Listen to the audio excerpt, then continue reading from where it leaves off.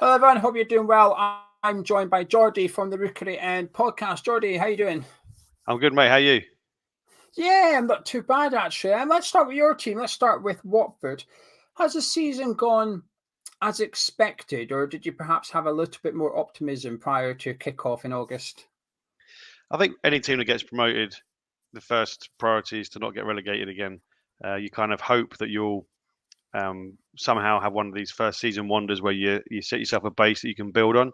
Our problem, I think, is that when we got relegated, we had a lot of players who weren't obviously good enough for the Premier League and didn't want to hang around in the Championship. So we had to get rid of all of them while trying to get a squad together to get promoted. But that squad probably wasn't good enough to stay up. So we then had to rebuild the squad from scratch. So pretty much, other than Ismail Assar, everybody from the midfield forward is new. And our problem was the defence, which wasn't strengthened. So we've tried to knit a team together in the front of the pitch, while trying to deal with a defence that we already knew wasn't good enough. It's not gone as well as we'd want. Obviously, the position in the league tells you that. But we've had some good results. You guys saw us when you came to our place. We can play really badly when we want. But we can put a performance on when we want as well. We just don't do it often enough. So I guess if you were to look at it dispassionately, you'd expect Watford to be in the bottom three based on resources, based on recent history and stuff. But as fans, obviously, we didn't want to be cast adrift, but we kind of hoped that we'd be doing a bit better and a bit safer. As neutrals, we're always looking at Watford as, you talk about the managerial merry-go-round. You've got your own one at Watford. You always have done. I mean, what do you make of your two sackings this season, your two new appointments as well? Obviously, Ranieri, then Roy Hodgson. Was the Ranieri thing right? I know it's easy with hindsight to say, well, it was wrong, but at the time, did you think it was correct? Could you understand why the club brought in Ranieri? And then I guess the same questions for Roy. For Roy, yes. Obviously, you don't have the benefit of hindsight with Roy. Got the benefit of hindsight with Claudio. I think the Watford managers, when they come in, either they're complete unknowns like Xisco was, who preceded, and Ivic, who preceded him. Ranieri, everyone knew who he was, what he'd achieved. And you look at the teams he's managed, and they're obviously a lot of them a lot higher caliber than Watford, a lot bigger players than what we've got. And then you look, his recent history at Sampdoria, the aberration at Fulham, but Sampdoria he did okay. So you can see at the time what they were thinking. The question is, did they look beyond that and see what they were really getting, and why is it that we managed to beat Everton, convincingly at Goodison. We managed to beat Man United, took the game to them at Vicarage Road, but then managed to turn in some absolutely awful performances after that. And we didn't build on it. And the question is why? Because at the start of his reign, we were doing really well, and you'd expect it to be the other way around. That once a manager gets his feet under the table, that gets his ideas across, that the performances pick up later. In the case of Ranieri, we started off quite well under him, and then went to pot. And epitomised by the game, just after Christmas with you. But Southampton have beaten us. I think it was Norwich beat us at home. Games that games we shouldn't be losing, but games we certainly shouldn't be losing the way we were losing them. I think, as you pointed out, we do change our managers quite a lot, and we don't they don't wait until it goes really, really bad. But the question is of what was the thinking behind it, and could it have been foreseen? At the time, you can kind of rationalise it, and then if it had gone well, you could post-rationalise it. But obviously, it went bad, and they had to make a change. Hodgson, you can see the merits. The question, I guess, is if Hodgson is right now, why didn't they get him in place of Ranieri and give him an extra 4 months, because he couldn't have done much worse. So again, it's sort of shades of the season before when we went down, when we brought Flores back and then had to give Nigel Pearson a go, and he nearly did it. And funny enough, kind of got relegated at your place when you beat us at the end of the season. It feels like lessons weren't learned in how they managed those appointments, but everyone's smart in hindsight. So one thing I think has gone under the radar a little bit is Watford's additions in the January transfer window. Obviously, it's been sort of overshadowed by the spending over at Newcastle, Burnley bringing perhaps more well-known players in at Turf Moor, or player in at Turf Moor. We've made a couple of pretty nifty little signings yourself. I must confess, I don't know much about your defensive midfielder, but your left back Kamara looks a decent player, and I would always pinpoint the first half of the season. I've thought your left back position's probably been your biggest weakness. Obviously, you've had Danny Rose there at times and stuff, and it's not really worked. And I thought that when you played, well, whenever someone played Watford, you just go down Watford's left-hand side, you'll have a bit of a chance, actually. It feels to me as a neutral that you've almost got rid of the weak point in your team and actually made a couple of good signings. Yeah, we did our business early in the transfer window. Brought in Kamara, who's the guy you're talking about, and Kayembe, who's a defensive midfielder, and a guy called Samir, who's a centre back, which kind of alludes to the point earlier, or builds on the point I was saying earlier about our defence being the weak point. The left back, again, like you said, Danny Rose, a risk, a bit like Ranieri. Could have worked out, could not have worked out. We brought in like a team worth of players over the summer. Some like Dennis have really worked out, some less so. Danny Rose probably towards the bottom of that list and isn't in the squad anymore.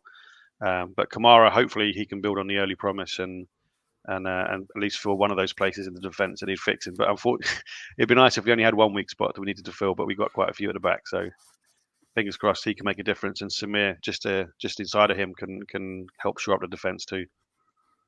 Big question. Will you stay up?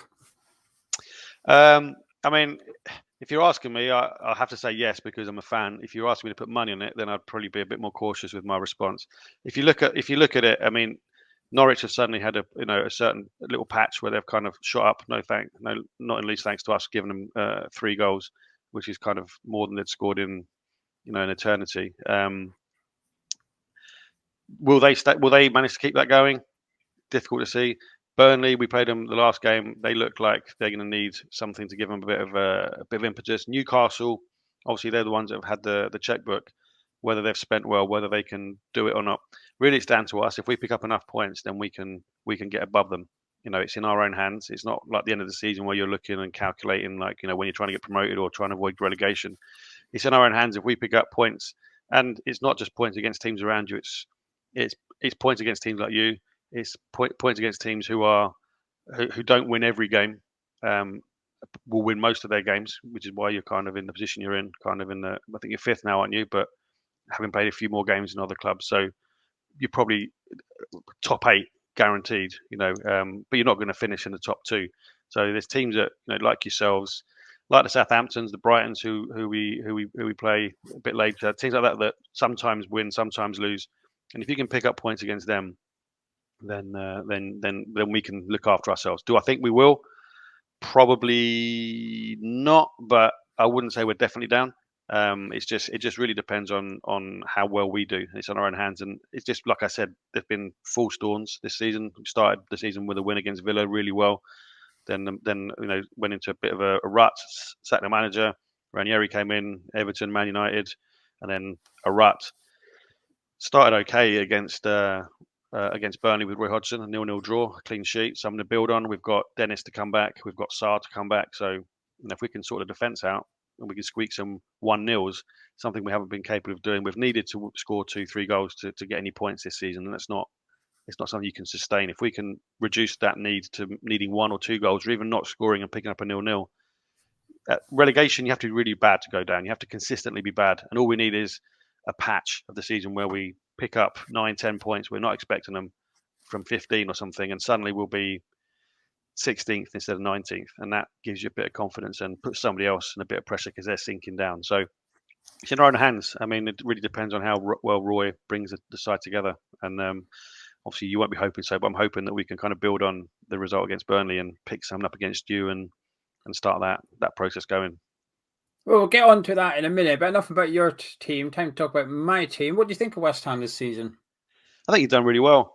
I think the Premier League has its obvious candidates who sit at the top, and then the league gets kind of almost broken up into mini leagues below it. We're in the mini league at the bottom which the league no one wants to be in, with the likes of Burnley and Norwich and Newcastle, and desperately trying to suck Everton and Brentford and people out who obviously don't want to get sucked into that. I think you are one of those clubs that isn't in danger of getting relegated, isn't in danger of winning the league, and it's just really about how you can not get sucked into the bottom half, because there are teams that spend a lot of time in the Premier League, invest badly, and it all goes wrong, and have a bad season and can get sucked down into the Championship and go back to square one. I don't think you're in any danger of that.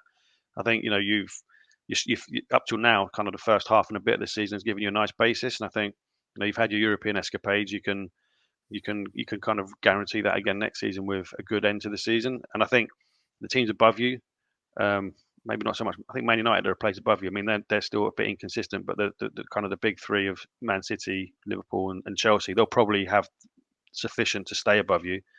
If you can get a good run going, then there's no reason why you couldn't potentially sneak fourth. It'd be obviously a great achievement, but there's the likes of Arsenal, Spurs, and Man United have their eye on that. But certainly sneak into Europe. Beyond that, I mean, you've had some inconsistent results. I think kind of teams like Leeds you'd expect to beat. I think you lost to Leeds and Southampton, which is a bit like us, but obviously the other results you've done better than us. So I think if you can stop giving away points against teams that you don't need to give points against, I think you can do well. I think Moyes has done a really good job. And the better you can do, obviously, I mean, there's talk of Rice leaving in the summer, and he's a big part of your team. So it's a case of, can you get yourself into a position where you can replace him with somebody who will want to come to you because you're, again, in Europe and you're an attractive proposition, obviously based in London and whatnot, and there's benefits there. But I think you're doing really well. It's kind of where a club like Watford would aspire to be. I mean, in the fantasy world, we're not expecting to go into the Champions League, but to be safe from relegation the whole season, to be kind of getting some good results.